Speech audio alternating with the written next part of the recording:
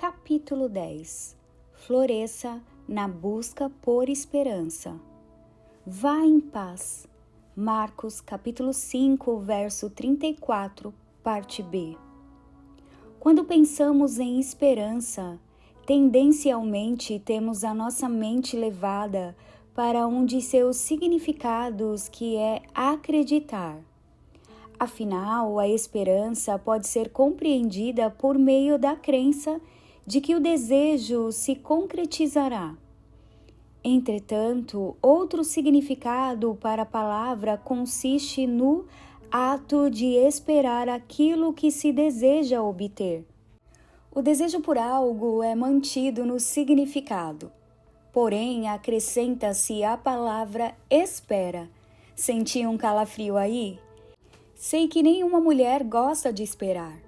Até as mais tranquilas e as que são conhecidas como calmas e de boa perante a sociedade, porém se verem entediadas quando precisam esperar. Nem tudo será obtido no momento que queremos ou planejamos.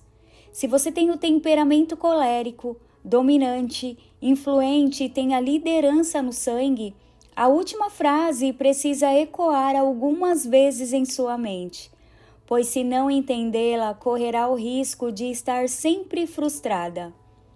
Pense na história da mulher do fluxo de sangue pelo ponto de vista da espera. Como toda mulher, ela esperou o seu período menstrual passar. Esperou o tempo normal, mas ele se prolongou. Esperou, esperou e esperou. 12 anos se passaram e nada daquilo acabou. Quando percebeu que algo estava errado, recorreu ao primeiro médico. Teve a esperança, acreditou que a receita para sua cura havia chegado, mas não chegou. Esperou por vários anos, todavia sempre procurou por novas soluções. E aqui vale um ensinamento, pois a nossa espera pode ser proativa. Não dá para querer que o que você deseja caia do céu ou bata na sua porta. Se você quer tomar posse em um concurso, sente-se na cadeira e vá estudar. Se quer ser promovida, capacite-se e mostre para o seu líder o valor que você gera à empresa. Se quer construir uma família, participe dos eventos da igreja para conhecer novas pessoas. Não fique parada. Aquela mulher esperou, mas fez tudo o que estava ao seu alcance para conquistar a sua cura. Inclusive, foi proativa ao decidir enfrentar todos os possíveis julgamentos para poder encontrar o Mestre. A espera me lembra do vaso de barro, que pode ser comparado a nós, visto que por meio do profeta Jeremias, Deus disse a Israel: como barro nas mãos do oleiro, assim são vocês nas minhas mãos. Jeremias capítulo 18, verso 5. Além disso, no primeiro livro da Bíblia, há uma informação de que o homem foi formado do pó da terra. E pó e água formam o barro, que é a base para o vaso. Se você ainda não foi a uma olaria, recomendo a visita para compreender com maior profundidade o que Deus quis dizer ao falar que somos barro nas mãos dele. Primeiramente, não é qualquer tipo de barro que serve para que um vaso seja formado. Quando fui a uma olaria, o oleiro me informou que, apesar de existir uma quantidade considerável de barros no planeta Terra, apenas 8 deles serviam para produzir um vaso. Assim, aprendo que o oleiro precisa conhecer o barro próprio para manusear e, mais ainda, escolher com o que quer trabalhar. E se somos barros nas mãos de Deus, Ele nos escolheu. Vocês não me escolheram, mas eu os escolhi para irem e darem fruto, fruto que permaneça, a fim de que o Pai lhes conceda o que pedirem em meu nome. João capítulo 15, verso 16. Depois de escolhido, o barro é misturado. O oleiro adiciona água, amolece ele e aproveita para retirar as impurezas. Quais impurezas? Uma pedrinha, outra pedrinha, uma grama mais espessa, tudo que pode atrapalhar na formação do vaso. A semelhança com a nossa vida não é mera coincidência. Há momentos que amizades, gostos, afinidades, trabalhos e sonhos são retirados de nossas vidas sem entendermos. Há momentos que parece que a nossa vida torna-se uma neblina em que não vemos mais nada, mas é Deus misturando os elementos e nos limpando. Em sequência, chega o momento de ser amassado, e ser amassado dói. O barro é levado de um lado para o outro, colocado em locais que não queria, de um jeito que não desejava. Tudo isso para ganhar liga e ficar pronto para ser moldado de acordo com o formato que o oleiro deseja. Quando chega para ser trabalhado pelas mãos do oleiro, o barro novamente é amassado, pois não pode restar qualquer bolha de ar nele, já que ela prejudicaria todo o restante do processo. Assim que o oleiro considera que o barro está pronto, começa a moldá-lo com um misto de delicadeza e firmeza nas mãos. O ponto ideal para obter o formato desejado, mas sem desconfigurar o vaso. O barro, que agora tem forma de vaso, ganha as marcas das digitais do oleiro e os detalhes que ele deseja. Não adianta querer receber uma função diferente ou um detalhe a mais, pois quem molda é o oleiro. Nada acontece sem o querer dele. Depois de ganhar o formato, logo fica pronto. Pode ser que você tenha pensado isso, mas não é assim. Na verdade, é agora que o jogo começa. É como em nossa vida. Depois que Deus lhe coloca em um lugar, as provas começam para que você adquira resistência. E a primeira prova para o vaso depois de formado é a espera pelo tempo de secagem. Ouvi do oleiro que um vaso pode ter que esperar cerca de 60 dias para a sua próxima fase e depender da temperatura, das condições do barro e da função que será dada ao vaso. Se o vaso quiser reter o líquido que precisa sair dele, o tempo de espera será maior. Veja que interessante. Se nos desertos da vida quisermos ter o controle, mantendo o que deveria sair de nós, nosso tempo de espera continuará aumentando. Já pensou nisso? Às vezes continuamos sofrendo porque não deixamos ir embora o que Deus não quer que permaneça em nossas vidas.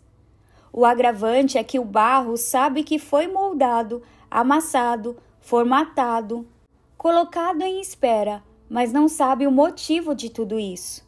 Se pudesse falar e começasse a reclamar ou reivindicar a sua volta para o seu estado original, que é na natureza, ele nunca chegaria à nova função, isto é, sendo instrumento para tocar outras vidas.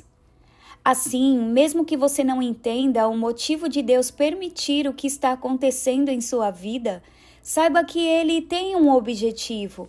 Ele sabe de tudo, é o Criador do universo e do que nele há. Tem todo o poder, razão pela qual é muito mais sábio confiar nele do que em suas próprias mãos. Depois que o vaso aprende a esperar, elimina todo o líquido que estava nele. Pode ser exibido para venda? Não. Apenas chegou a hora do fogo. Antes disso, se ele ganhar alguma rachadura, se quebra alguma parte ou se ganha bolhas durante a espera. Todo o processo é refeito até ali.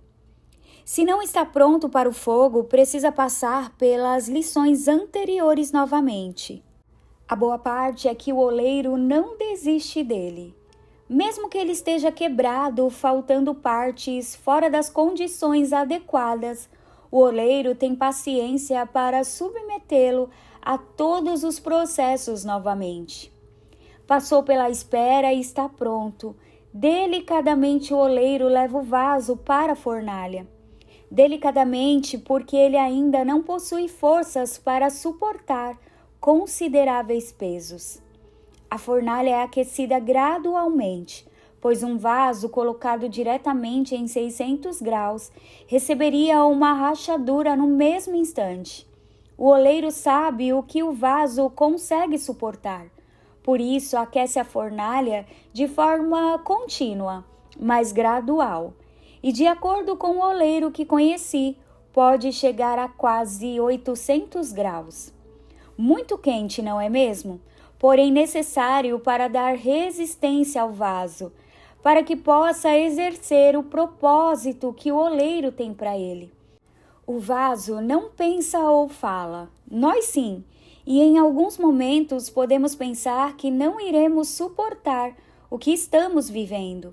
Então é por isso que já está escrito: não sobreveio a vocês tentação que não fosse comum aos homens. E Deus é fiel. Ele não permitirá que vocês sejam tentados além do que podem suportar. Mas quando forem tentados, Ele mesmo lhes providenciará um escape, para que o possam suportar. 1 Coríntios capítulo 10, verso 13. Após horas na fornalha, o vaso é retirado, esfria e passa a estar pronto para exercer as funções para as quais foi criado. Agora com resistência, força e experiência para exercê-las com êxito. Esperança também me lembra do seguinte texto: tendo sido, pois, justificados pela fé, temos paz com Deus, por nosso Senhor Jesus Cristo, por meio de quem obtivemos acesso pela fé a esta graça na qual estamos firmes. E nos gloriamos na esperança da glória de Deus. Não só isso, mas também nos gloriamos nas tribulações, porque sabemos que a tribulação produz perseverança. A perseverança, um caráter aprovado. E o caráter aprovado, esperança.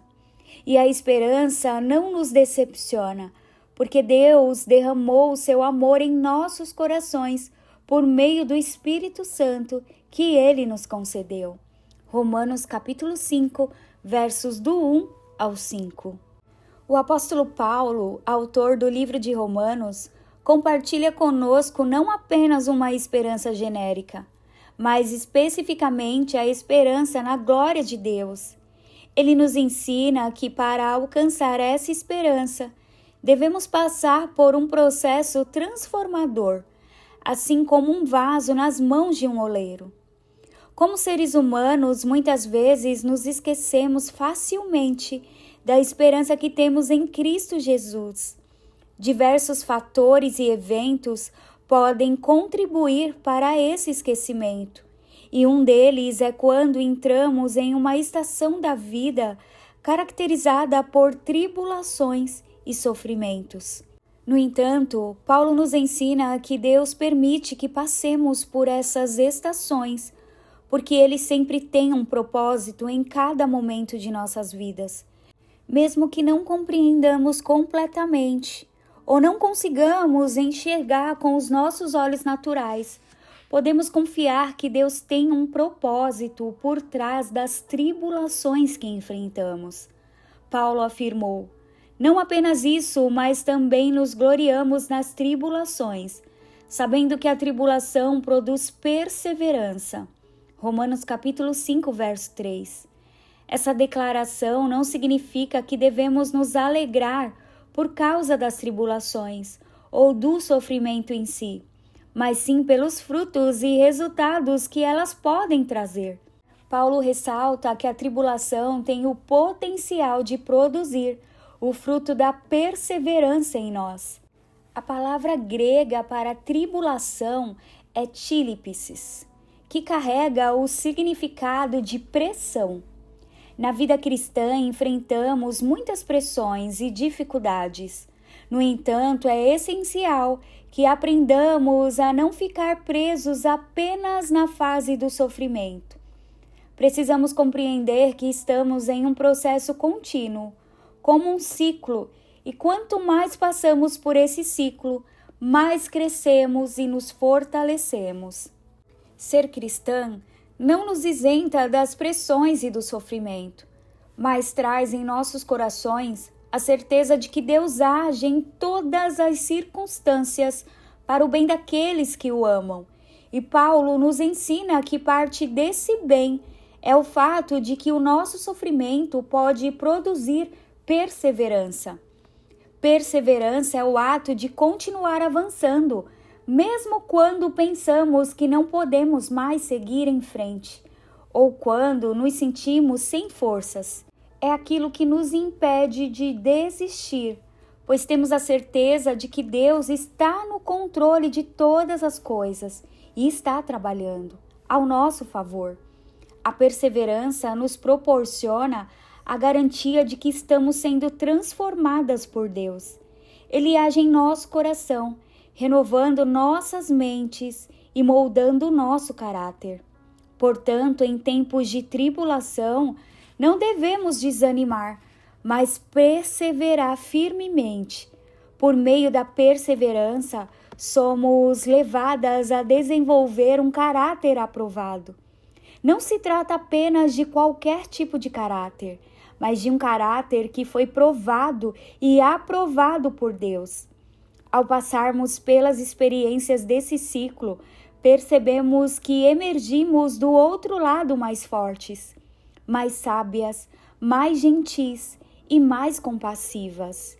É ao sermos aprovadas em nosso caráter que encontramos a verdadeira esperança. Durante o processo, temos experiências significativas com Deus e testemunhamos sua fidelidade em nos capacitar a superar os desafios. Por meio da perseverança, descobrimos a essência da esperança que transcende as circunstâncias, pois sabemos que Deus está trabalhando em nós e por nós. Paulo nos ensinou que essa esperança não é vaga ou vazia, mas sim uma esperança segura, pois o amor de Deus foi derramado em nossos corações. O ciclo da esperança nos conduzirá à esperança da glória de Deus, à esperança da vida eterna e de uma vida plena em comunhão com o nosso Deus. Portanto, se você está enfrentando tribulações e sofrendo, encorajo-o a perseverar, pois Deus cuidará do seu caráter e renovará a sua esperança. Confie que Ele está presente em sua vida, trabalhando em todas as coisas para o seu bem. Permita que a esperança em Deus seja a âncora que a sustente em meio às adversidades. Assim como a mulher do fluxo de sangue encontrou coragem para buscar Jesus, lembre-se de que um toque da graça divina pode transformar a sua vida por completo. Mesmo que pareça impossível, confie em Deus e busque o seu toque de amor e misericórdia. Não guarde essa esperança apenas para si mesma. Compartilhe-a com aqueles que estão ao seu redor. Talvez haja pessoas em sua vida que também estão enfrentando desafios e precisam ouvir palavras de encorajamento e fé. Seja um instrumento de esperança para elas, transmitindo a mensagem de que Deus está pronto para trazer cura e restauração a todos.